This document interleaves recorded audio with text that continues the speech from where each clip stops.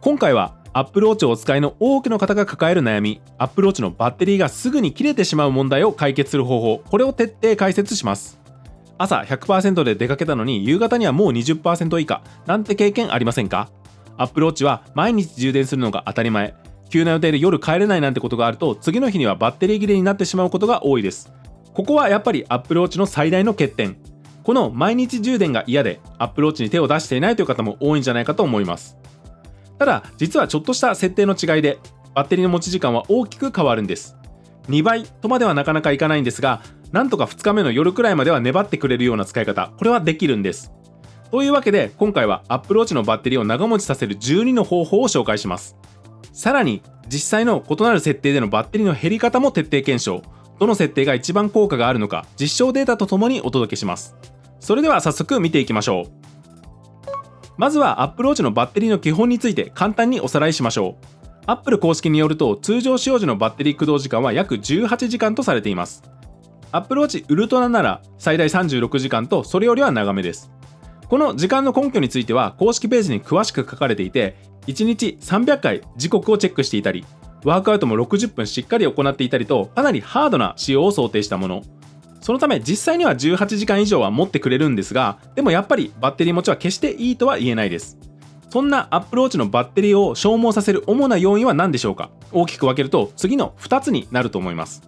1つは画面の点灯時間。Apple Watch のディスプレイは有機 EL なので、点灯時間が長いほど消費電力が増えます。2つ目はシステムのバックグラウンド動作。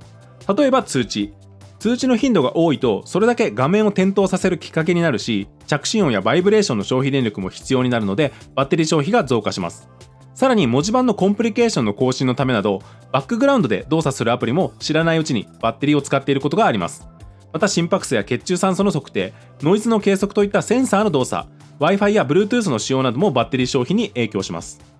このあたりのポイントを抑えるような Apple Watch の使い方ができればバッテリー持ちは大きく変わります。というわけでバッテリーを節約するための具体的な設定方法を紹介していきます。最初に紹介するのは低電力モードです。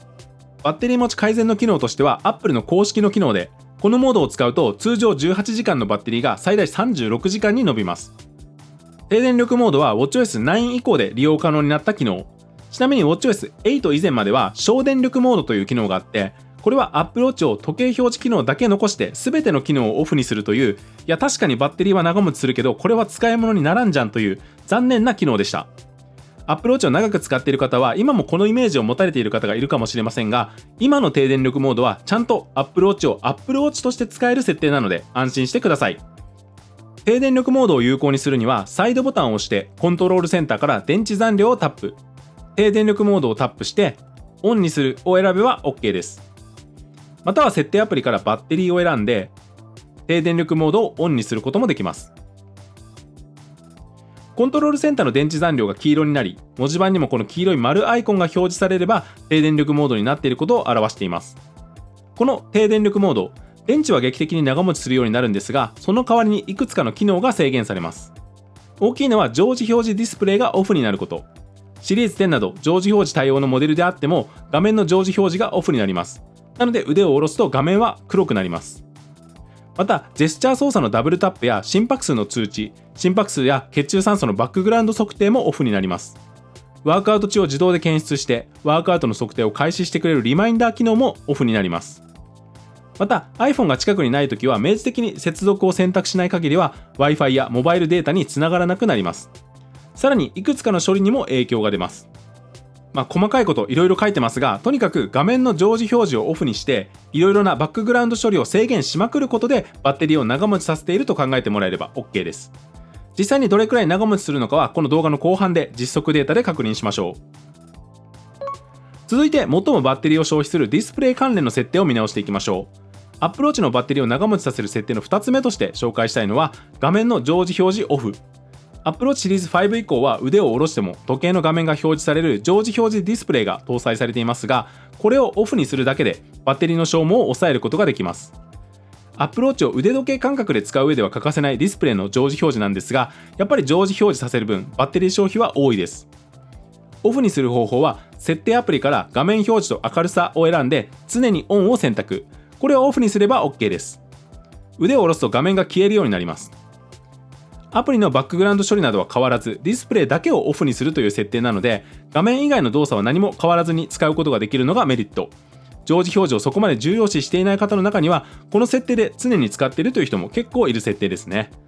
この設定の効果も後ほど実測データでお伝えします。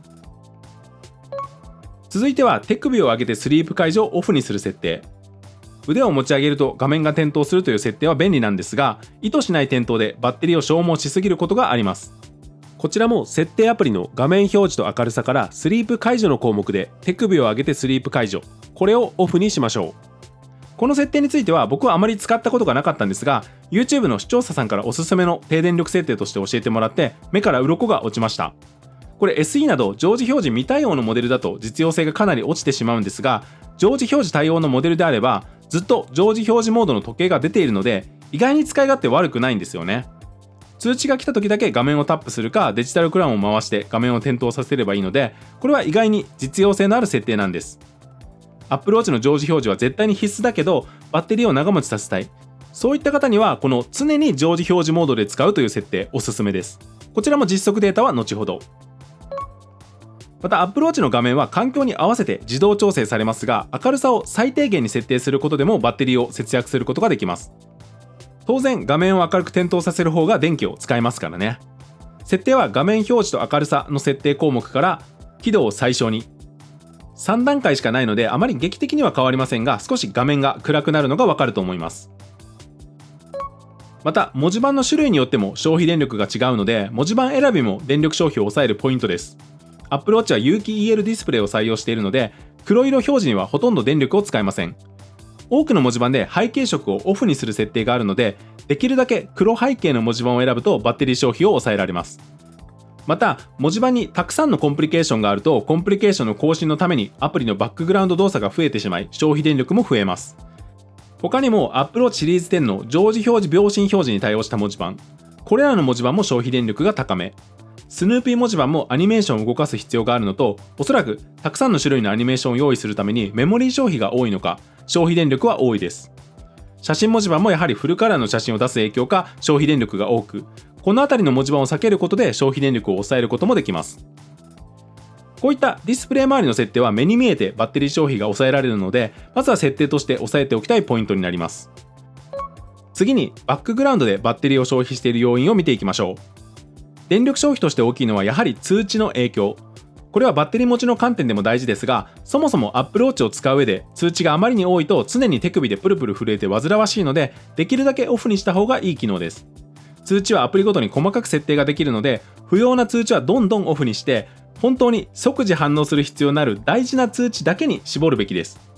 特に通知の頻度が高い SNS やゲームなどの通知をオフにすると Apple Watch をストレスなく使えるし、さらにバッテリー持ちも明らかに向上します。これは Apple Watch を使う上では必ず見直しておきたい設定ですね。 iPhone の Watch アプリを開いて通知を選択したら、この iPhone からの通知を反映、これをとにかくどんどんオフにしていきましょう。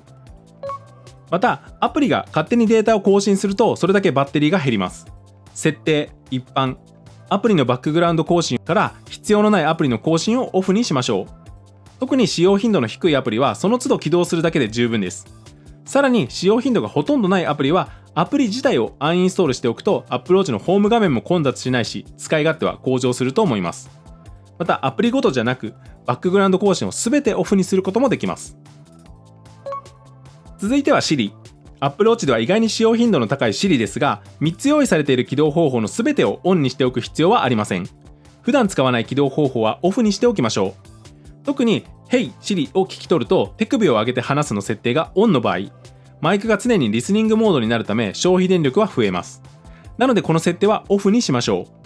設定アプリ Siri から変更が可能です。必要な時だけデジタルクラウンを長押しする方法に切り替えるだけでバッテリー消費を抑えられます。また通信設定の見直しも効果があります。セルラーモデルをお使いの方は常にセルラー通信をオンにしているとバッテリーの消費が激しくなります。コントロールセンターからセルラー通信をオフにしておくと効果的です。特に iPhone の近くから離れる場合は一気に消費電力が増えてしまうので、こちらの設定はオフにするようにしましょう。同様に Wi-Fi 接続も必要ない時にはオフにするのがおすすめ。特に安定しない Wi-Fi 環境では接続と切断を繰り返してバッテリーを消費することがあります。今日だけバッテリー消費を減らしたいという時は、こういった通信をまるっとオフにする意味でフライトモードにしちゃうというのもありだと思います。最後はヘルスケア関連の設定。Apple Watch の魅力であるヘルスケア機能ですが、常時計測している影響で実は大きなバッテリー消費源でもあります。低電力モードではまとめてオフになりますが、一部の機能は使いたいという場合、個別にオフにすることでバッテリーが少し長持ちになります。まずは定番の心拍数センサー。消費カロリーの記録や低心拍・高心拍の通知など Apple Watch の中核を担う大事な機能ですが、常時計測をオフにすると電力消費は抑えられます。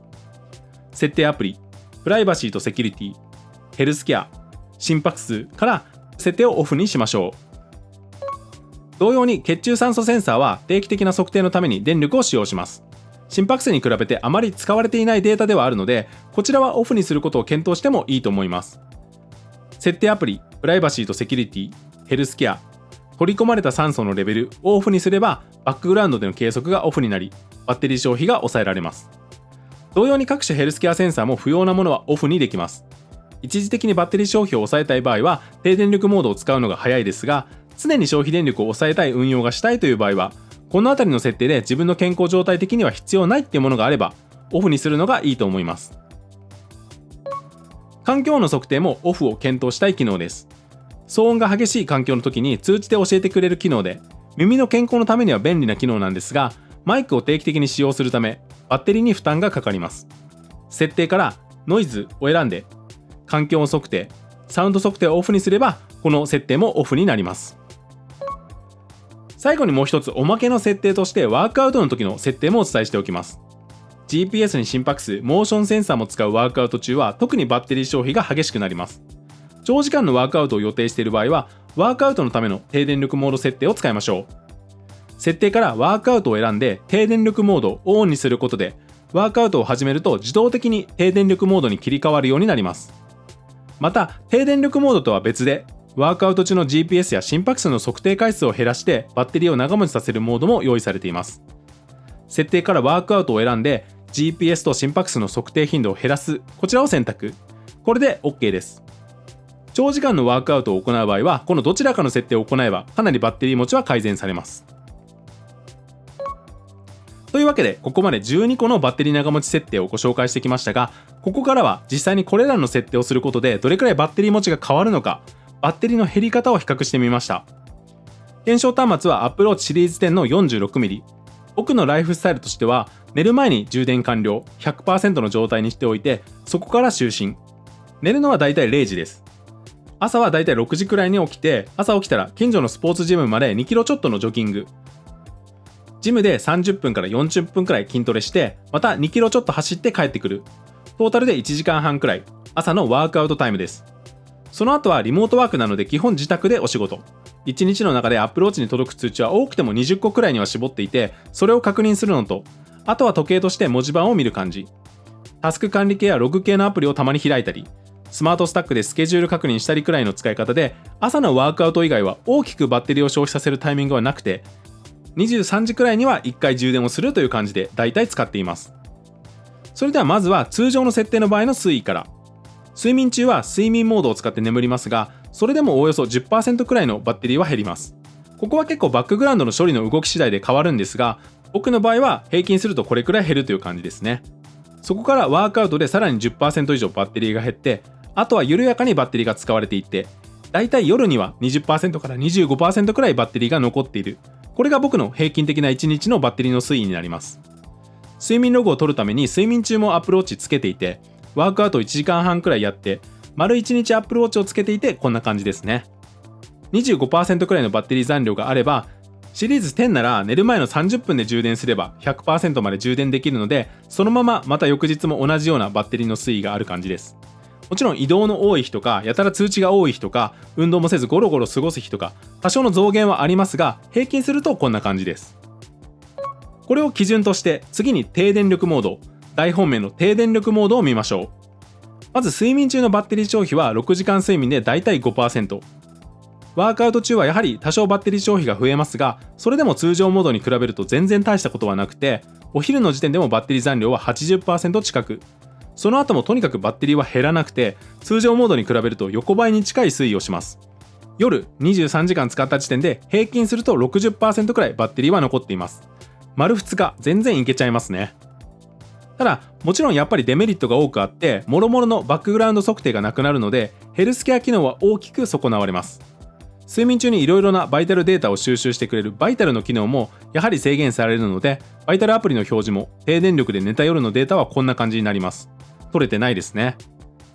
これを見ちゃうと、やっぱり睡眠時は低電力モードではなくて普通の睡眠モードの方がいいのかなという感じ。特に健康面に気を使っている人はこの圧倒的な電池持ちの代償はあること、これは覚えておきたいですね。続いては常時表示オフ。これは設定している人も多いと思うんですが、確かに効果がありそう。朝起きた時点で 95% と低電力モードと変わらないくらいの結果。通常モードでも睡眠モード中は画面が消えるので、なぜこんなに差が出るのか分かりませんが、何度か検証を重ねてもやっぱり睡眠中もバッテリー持ちがいいんですよね。そこからワークアウトに伴う電力消費は正直あんまり変わりません。同じくらいバッテリーは減っていきますね。ワークアウト中はやっぱりこまめに画面を見てしまうし、 GPS などバックグラウンドの処理は変わらず動くので、ワークアウト中のバッテリーの減り方は常時表示オフでもあんまり変わらないようです。ただそこからの日常生活のバッテリー消費はやはりかなり抑えられます。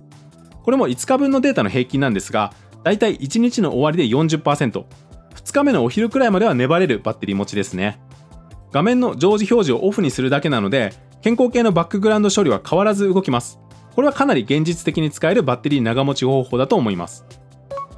次は手首を上げてスリープ解除をオフにする設定。これはグラフを見てもらうと分かりますが、通常モードと比べて気持ちわずかに電池が持つかなという感じ。正直劇的な改善は見られませんでした。もちろん効果はないわけではないんですが、やっぱり常時表示で使うバッテリーが大きいのと、また画面を点灯させる際、画面タッチで点灯したりデジタルクラウンで画面を点灯させるんですが、これらの方法で画面を点灯させた場合って、実は腕を持ち上げて画面を点灯させた場合よりも画面を点灯している時間が長いんですよね。その影響なのか、画面を見た時の点灯時間が伸びてしまっていて、いまいち劇的な効果は生まなかったのかなという印象です。で、実は低電力モードと常時表示オフの設定、この2つ以外の設定はどれも単体だとこれに近い程度の効果しかありません。劇的にバッテリーを長持ちさせたいならこの2つのどちらかしかないんです。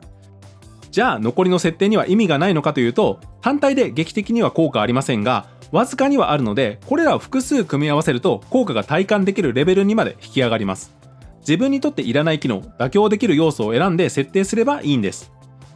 というわけで、いくつかの設定を組み合わせたパターンの検証結果も見ていきましょう。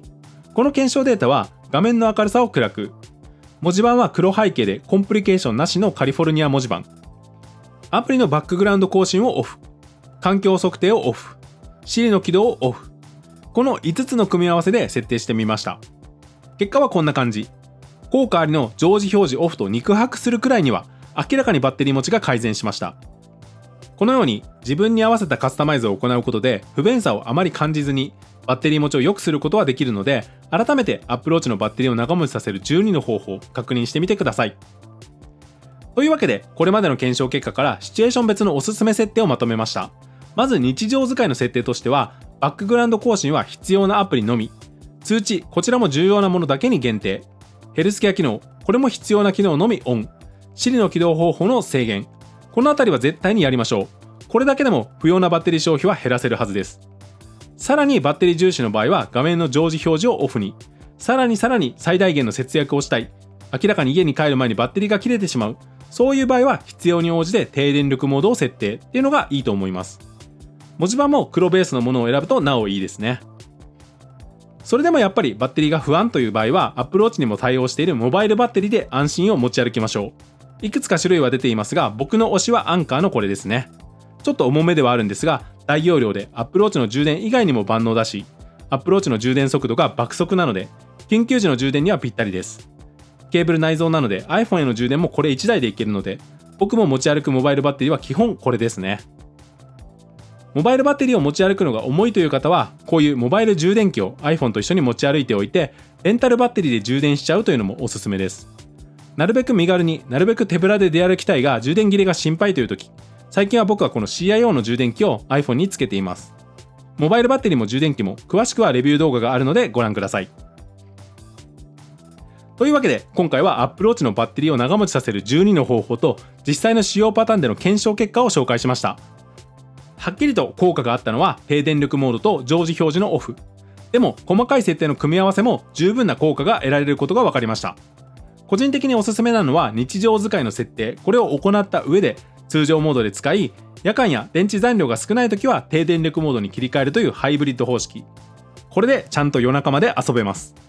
皆さんも今日紹介した設定を見直して Apple Watch をより長く快適に使ってください。皆さんの Apple Watch は1日の終わりどれくらいのバッテリーが残っていますか？ぜひコメント欄で教えてください。また今回紹介したもの以外でおすすめのバッテリー長持ち術があればそれもぜひコメントで教えてください。という感じでこのチャンネルでは Apple Watch に関する様々な情報を分かりやすく説明しています。今後も Apple Watch に関する役立つ情報をどんどん発信していきますのでお見逃しなく。というわけで以上 Apple Watch ジャーナルでした。それではまた次の動画でお会いしましょう。バイバーイ。